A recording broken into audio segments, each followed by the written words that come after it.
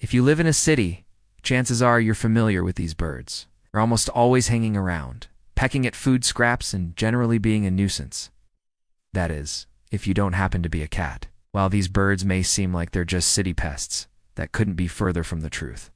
The birds you see strutting around town are the descendants of super pigeons that survived a mass extinction, dominated the skies, and even helped humans wage war. To understand how these so-called common pigeons ended up being such a ubiquitous pest, we have to start with their uncommon ancestors.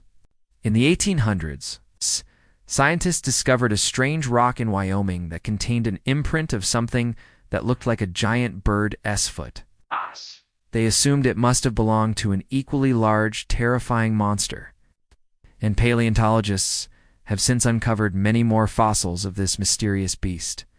They named it Diatryma, and it was a huge flightless bird that stood over 9 feet tall and weighed 400 pounds. It lived during the Pleistocene epoch from about 2.6 million to 11,700 years ago, and was one of the largest and heaviest birds that ever existed. But despite its size, scientists once thought that Diatryma was actually descended from modern domestic pigeons, which are tiny in comparison. This seemed absurd, but the evidence was right there in the fossil record. The problem was nobody could figure out how a pigeon could turn into a gigantic bird that could unfly. But in 2003, researchers figured out how these two very different-looking creatures could be related. They discovered the identity of the rock that Diatryma had been fossilized in did not match the rock layers below or above it. It had been moved, meaning the bird hadn't lived at the same time as previously thought. It had lived 40 million years before. This suggested that Diatryma wasn't a descendant of modern pigeons, but rather their ancestor. And in order for these pigeons to evolve into such enormous birds, they needed to move to an island, specifically one that didn't have any predators.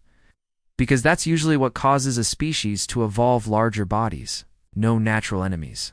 The birds could afford to be less vigilant, and would therefore likely have been more successful finding food.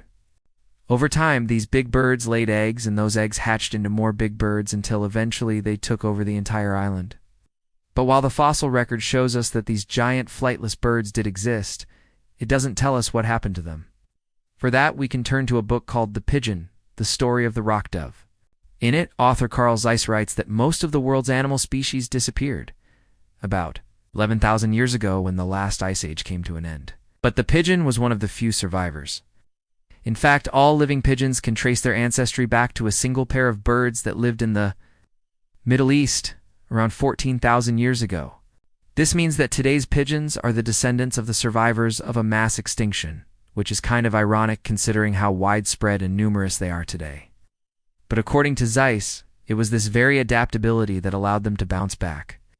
Pigeons were already domesticated by humans by 5000 BC, which gave them yet another way to survive. People kept breeding them for food, which resulted in the fancy breeds we've seen in movies like Dumbo. And while some people still raise domestic pigeons for meat and sport, most of the birds we think of as pests are actually feral pigeons, which are the descendants of domestic ones that got loose. Pigeons are often considered pests, but they can actually be quite beneficial. For example, they were used in World War I to deliver messages between aircraft. When planes went down, pilots would literally send pigeons into the sky with important information strapped to their legs. And one pigeon named Cher-Ami saved over 200 American lives when it delivered a message about an impending rescue mission, despite being wounded itself. But not all wild pigeons are so heroic. There are about 350 species alive today, and they come in all shapes and sizes. From the tiny African pygmy pigeon to the enormous passenger pigeon, which used to be the most abundant bird in North America, but is now extinct. So the next time you see a pigeon pecking around in the street, keep in mind that its ancestors were once gigantic and terrifying, and that it's only here today because of human activity. Maybe it won't seem so pesky after all. Thank you for watching this episode. If you liked learning about pigeons, I bet you'll love our podcast. Each week we bring you a fun fact about a weird and wonderful animal, and then take your suggestions to make future episodes. So if you want to learn more about animals and help us make more animal videos, follow the link below to listen to the podcast.